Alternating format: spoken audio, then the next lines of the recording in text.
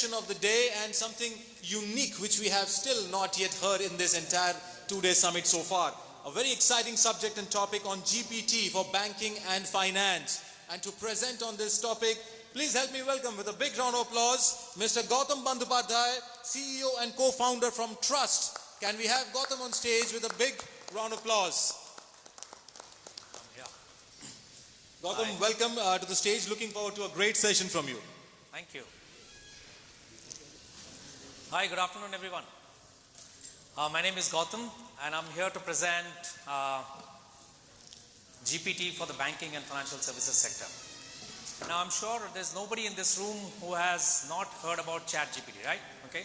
I'm sure not only you have heard about ChatGPT, you must have used ChatGPT for doing several of your normal work like writing an email or raising a complaint and things like that. So you have already used ChatGPT for your regular usage. In fact, college students are writing their assignments using ChatGPT interfaces, and there's a whole lot of debate that's going on, right?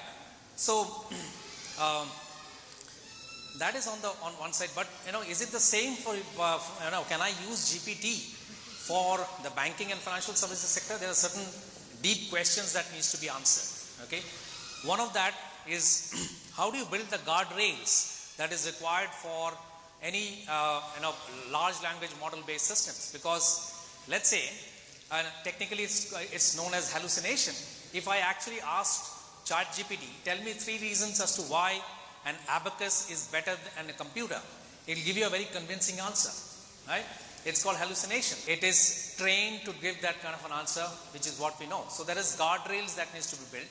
Also, there's this whole issue about data, because what ChatGPT has done, or what GPT has done, is consume the entire data in the internet, and it can give any answer. But that is may not be relevant to you. You want an answer which is relevant to a bank, to your bank, or to your financial services organization, right? So the data graph, as we call it, or the corpus that we build, has to be very specific to the company that you're talking about. Right? So, so these are the problem statements that we need to cater to when we start using GPT for the banking world. Now, we believe that generative AI as a technology is going to actually be, it's transformative, and it's going to change the way banking is done today. So one of the examples that I've been meeting a lot of bankers in the last couple of weeks in Mumbai, and there's a brilliant response from many of them, very enthusiastic response from many of them, because they truly believe that it has provided we solve for the problems that we are talking about, it has the opportunity to transform banking and the way the customers interact with the banks, right? So we thought that there are the following areas is product discovery. That means when a customer is interacting with the bank, they want to really know in terms of what is the best fitment of a product. We all are there are a lot of FAQs that is there in the website, but we really don't want to read through all of that. We don't want to discover. We want somebody to give us the answers then and there, right? And that's what the experience is supposed to be.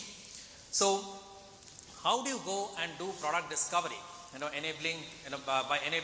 Enabled by a technology like a large language model or LLM model, right? Then after that, what happens is that after the customer has discovered the product, you want to onboard them as a customer, right? So you want to actually do a product onboarding or a customer onboarding.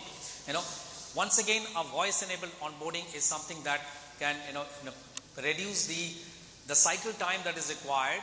Needs to be done in an authenticated manner, needs to be integrated with your back-end core systems in order to do that.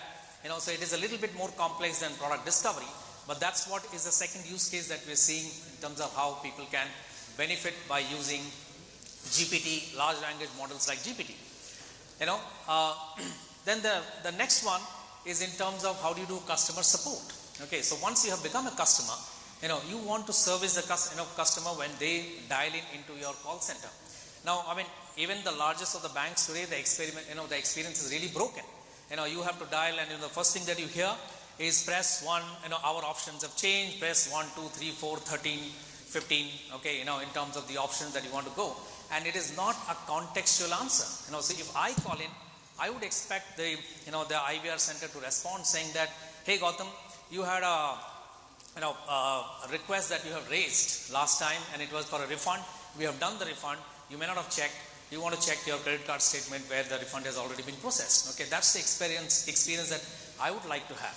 And the last, which is the most complex in this whole thing, is the whole collection management system, where there is a certain amount of diligence that is required in terms of calling out a delinquent customer, scheduling meetings, understanding the sentiment analysis from the tonality of the voice. All of that thing is actually possible to be solved by, powered by technologies like, GPT or the LLM models. Now, when you do this, the thing that we all talk about is like we know that chatbots have been around. Okay, and when in the lunchtime I was talking to Dheeraj, he was mentioning that any chatbot that happens in any bank is like a baby.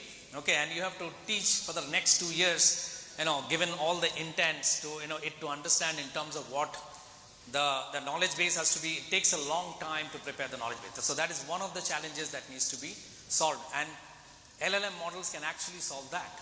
Okay, so that's one. Secondly, when I hear bankers say that yes, customers may be able to do it, but I also want this to be used as a sales enabler for my salespeople. Right? Can you do that? Can it also work in an assisted model? Right? Yes, it can do that, and it can actually help, because not all the salesperson. The customer assumes that this person is from the bank and he knows everything about the bank. But the reality is that guy is a human being. He or she does not know everything, but can you assist him or her to do a much more intelligent conversation with your customer? Okay, you are not cutting out the customer experience or meeting the customer yourself, but you are doing as an enabler for your salesperson. Okay, so that's the second problem. The third that I see is in terms of the Bharat versus the metro cities. Okay, many people can talk in English, but can you talk vernacular? Okay, I think many of the esteemed panel members of the customer experience, which was I think discussion number 5 in the morning today, they mentioned the same thing, that if you bring vernacular, then the whole thing, whether it is the assister, for example, for a small finance bank like SFB or Equitas, ESAF, okay, the guy who's doing the business on the ground is not very conversant with English, but they are pretty okay with their mother tongue, whether it is Tamil or whether it is Telugu or Bengali or Hindi, right? They can do that. So that is one. Plus the customer themselves, they forget about being English literate. They are not even writing literate in their mother tongue. They can't write Hindi, but they can talk Hindi, right? So does that actually provide you a very large opportunity to capture the customers by being vernacular? Okay, so what we are now going to show, okay, in fact, I think I've done a lot of talking, so again, just one last thing. This is not just limited to the customer segment, which is only to be captured in the vernacular. Think about another customer, okay, someone like you and me who's driving the car, and I would, it's a long drive that I've gone. I would like to take care of some of my transactions by talking to the CarPlay. I can do that as well. Okay, so on one side, you are catering to the, the most digitally savvy customer. On the other side, you are, catering to, so that's such is the power of technology like a large language model.